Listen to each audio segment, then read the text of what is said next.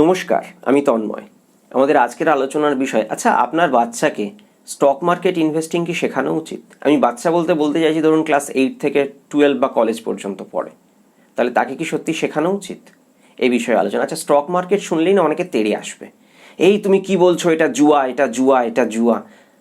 একটু ঠান্ডা মাথায় ভেবে দেখবেন তো, রিস্ক কোথায় নেই?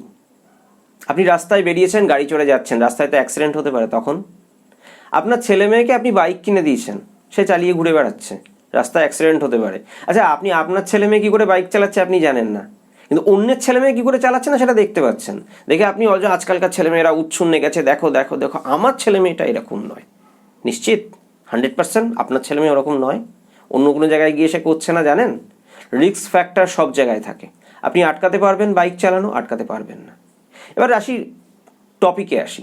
আচ্ছা, সবাই কি আশা করে যে আচ্ছা ঠিক আছে, আমার ছেলে মেয়ে ভালো করে পড়াশুনো করবে, ভালো নম্বর পাবে, চাকরি পরীক্ষা দেবে, সেখানে গিয়ে পাশ করবে, ইন্টারভিউ ক্লিয়ার করবে, তারপরে 1 মাস চাকরি করবে, করে মাইনে পাবে। ঠিক আছে, তার জন্য ইনভেস্টমেন্ট লাগে না?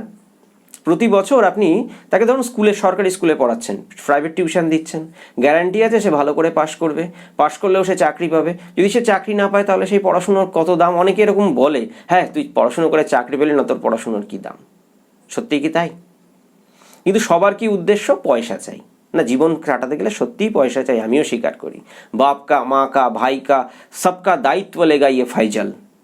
ছেলেমেয়েরা করবে, তোমাকে ছোটবেলা থেকে জন্ম দিয়ে বড় করেছি, তোমার পেছনে এত খরচা করেছে, তুমি আমাদেরকে বৃদ্ধ বয়সে দেখবে না?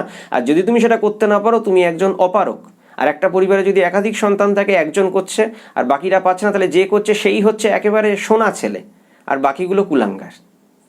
এবার প্রশ্নটা, সবাই তো পড়াশুনো করে চাকরি পাওয়ার সম্ভাবনা, ভারতের জব ধীরে ধীরে কমছে, আর্টিফিশিয়াল ইন্টেলিজেন্স আসার কারণে ভবিষ্যতে কর্মসংস্থান আরও কমবে, তাহলে ভবিষ্যতে কী হবে? কি করে উপার্জন আসবে?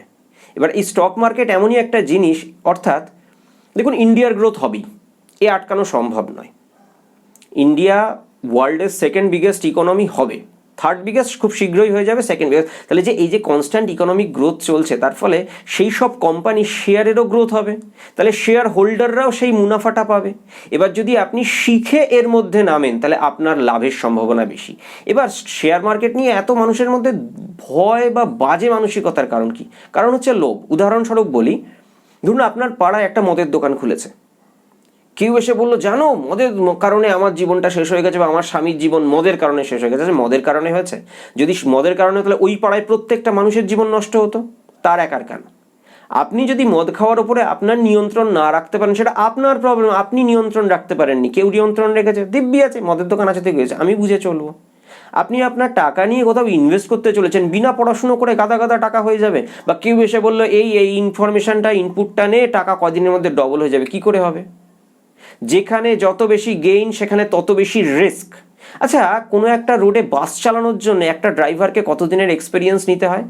বাস মানে কত লোকের জীবন নিয়ে তুমি একসাথে যাচ্ছ, তোমাকে তো অভিজ্ঞতা ফার্স্ট তোমাকে ট্রেনিং নিতে হবে, নিয়ে ড্রাইভিং লাইসেন্স নিতে হবে, তারপর এক্সপিরিয়েন্স হতে হবে, তারপর তুমি বাস চালানোর পারমিশন পাবে। তাহলে সেইখানে স্টক মার্কেটের ক্ষেত্রে নয় কেন? আজকের অ্যাকাউন্ট খুললাম, 1 সপ্তাহের মধ্যে অ্যাক্টিভেট হয়ে গেল, তার মধ্যে টাকা ইনভেস্ট করলাম, গাদা গাদা লাভ হবে। কি করে হবে বোঝো? Economics, geopolitics, global situation, market sentiment, এই সমস্ত জিনিসগুলো শেখার দরকার নেই, না শিখলে কী করে হবে? এবার এটা না একদিনে হয় না। এবার একটা কথা বলতে পারেন, সত্যি কি স্টুডেন্টরা শেখে? হ্যাঁ, আমি দেখুন অনেক বাচ্চাকেই পড়াই, তার সূত্রে অনেক বাচ্চার সঙ্গে আলোচনা হয়, তাছাড়া তাদের বন্ধু টন্ধু এর গল্প জানতে পারি। একটা জিনিস এখান থেকে বুঝি যে স্টক মার্কেট ইনভেস্টমেন্ট আমাদের বাঙালিদের মধ্যে একটু ছুঁই বেশি আছে। আপনি বাংলার বাইরে যান, সেখানে বাবা মায়েরা বাচ্চাদেরকে শেখায়, সুযোগ দেয়।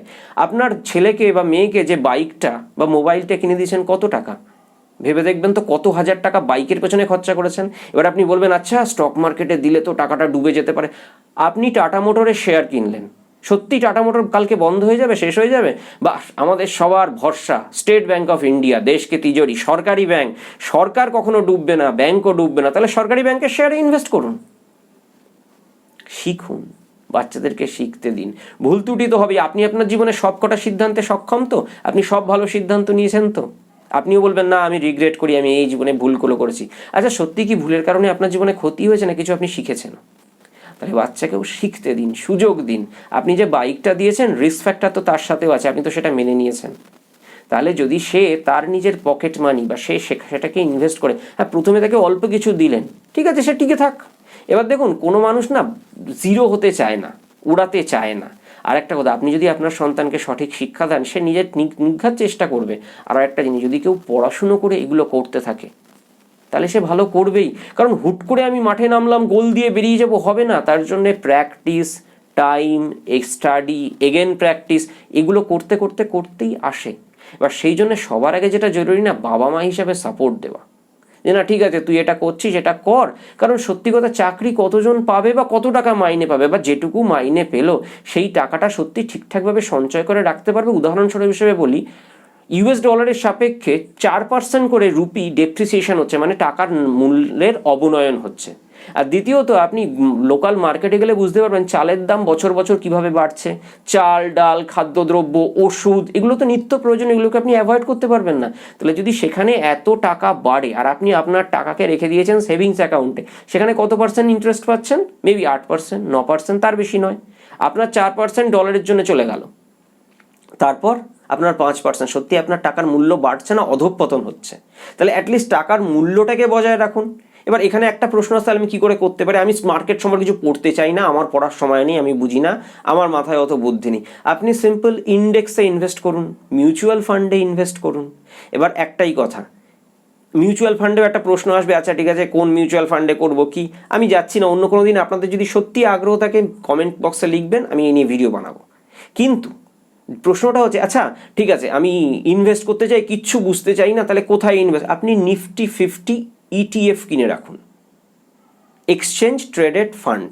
অর্থাৎ নিফটি 50 যেভাবে বাড়বে, ভারতবর্ষের টপ 50টা কোম্পানির সম্মিলিত প্রভাব যেটা, তাহলে সেই হিসাবে নিফটি 50-র গড় রিটার্ন মোটামুটি 15-20%-এর কাছাকাছি। আপনার সেভিংস অ্যাকাউন্টে কত আসছিল? 8-9%, ডবল। এবার একটা কথা বলছে, আচ্ছা এটা নিচে নামতে পারে না? হ্যাঁ নামতে পারে, মার্কেটে কখনো কখনো কারেকশন হয়। আমি শব্দটা বলছি সংশোধন, পতন নয়। দেখুন পতনও হতে পারে, কিন্তু যে যখন পতন হয় যেমন নিচে নামে তেমন উঠেও যায় পরবর্তীকালে। হ্যাঁ আপনাকে ধৈর্য রাখতে হবে লম্বা সময় পর্যন্ত। এবার পরে আসি, আচ্ছা আপনার মনে হয় ভারতবর্ষের টপ 50টা কোম্পানি শুধু অধঃপতনেই যাবে আর সরকার কিছু বলবে না, সরকার কিছু করবে না তাদেরকে তোলার জন্যে? কত মানুষের কাজ তার সাথে রয়েছে, কত মানুষ কর্মহীন হয়ে যাবে? এটা হবে না, এটা সরকার করতে দেবে না। তাহলে আপনি সেফ নিন, যদি আপনি সত্যিই চান সেফ, তাহলে আপনি সেফ নিন। এবার প্রথমে আপনি সেফ থেকে শুরু করুন, ধীরে ধীরে শিখুন, অল্প অল্প রিস্ক নিন।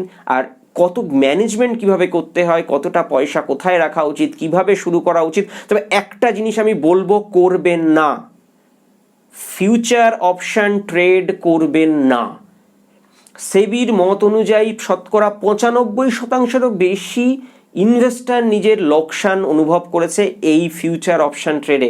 আর এখানেই মানুষ বলে, আচ্ছা আমি একদিনে এত টাকা ইনকাম করেছি, একদিনে হিসাব করে দেখুন তো সে ওভারঅল কত লোকসান করেছে, কতটা লাভ করেছে, তার ডিম্যাট অ্যাকাউন্ট খুলে দেখুন। সুতরাং এইটা বাদে আপনি করুন, কোনো অসুবিধা নেই। আর যদি সত্যি আপনারা এই বিষয়ে শিখতে চান, দেখুন আমি নিজেও শিখছি, আমি একজন কেমিস্ট্রি স্টুডেন্ট হয়ে আমি এটা শিখছি।